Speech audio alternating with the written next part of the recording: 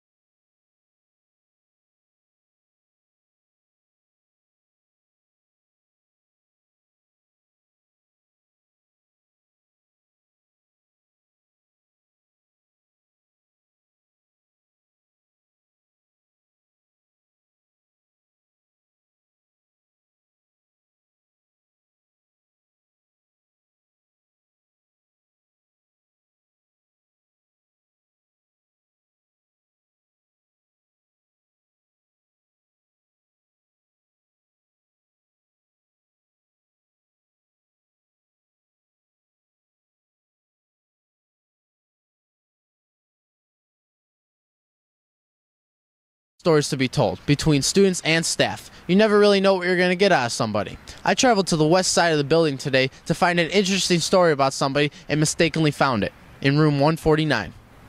Mrs. Mack, a teacher here at Bremen High School, has always been on top of things. From fundraising to grading, she never misses a beat. My name is Tanya Mack. I'm a teacher here at Bremen High School. I teach family consumer science. I've been here a total of 9 years so far. I am a Bremen graduate from many years ago. It's the new home ec is what they call us. So people, if we say home ec, they know what we're talking about. But now we have a fancy title, which is nice.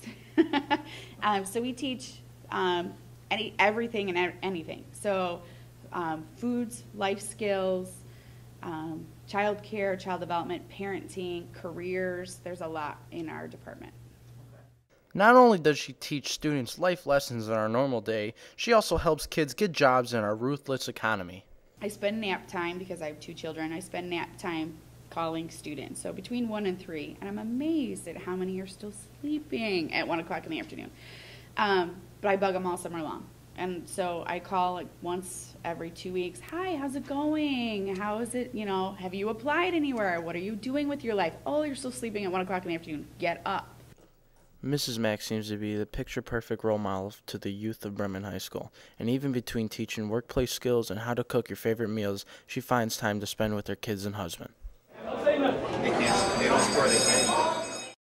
There is 5 of us. There's myself, my husband, Russ. I have 2 daughters, Genevieve, who is 3, and Gwendolyn, who is 1, and then we have a beagle, Bella, who's a pain in the butt. Mrs. Mack has always had her hands full between teaching at Bremen and being a mom at home. She was always on the go, but there's something from her past life that seems impossible to stay away from.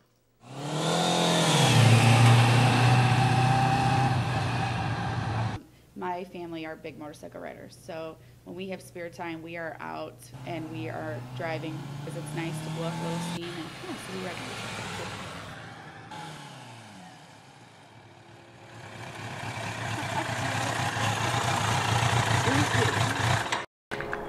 Mrs. Mack has a heart of champions and will always be loved by Bremen High School. She has morphed the young minds of Bremen High School for integrity and good work ethic. She has a loving family at home, and she will always be loved by Bremen High School.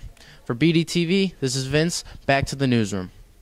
Just an ordinary science teacher that was not only smart in the classroom, but also on the mat. Mike Collins is a dedicated wrestler that made him become who he is today.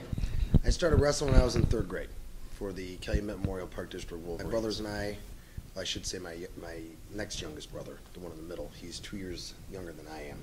We were very rambunctious, and my mom came home one day and she's like, guess what? I did something that you guys wanted. And we were like, oh, you bought us a Millennium Falcon. We thought she bought us some kind of Star Wars stuff. She's like, no, signed you up for wrestling. We were like, what? Ooh. Well, turned out that it was probably a blessing in disguise. Wrestlers are like Marines of the high school. They battle day in and day out. I went to Marist High School. Well, when I had gotten to Marist, they were the state champs the previous year. So I'm going to date myself. And it was in 1987 state tournament. Marist was the state champs. So then I came into the school at 87-88 school year. And there were 80 freshmen. 80 freshmen, not just 80 kids, 80 freshmen alone that went out for the team. Now you win a couple state titles and, popularity in the sport does increase. And that helps. And what I mean by that, it's the strength of the room. And how it changed from grade school to high school was a lot of the kids that were in the room were 2- and 3-time state champs in grade school. I do not like to lose. And so it was the battle every single day.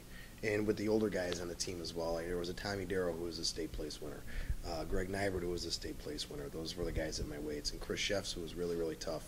I don't think I got a takedown my freshman year in practice. I did not start on varsity until I was a junior. Despite only being able to start on varsity as a junior and a senior, it didn't stop Mike Collins from trying to achieve what every high school wrestler dreams of, which is being in the state finals. Well, the goal, the overarching goal was always be a state champ.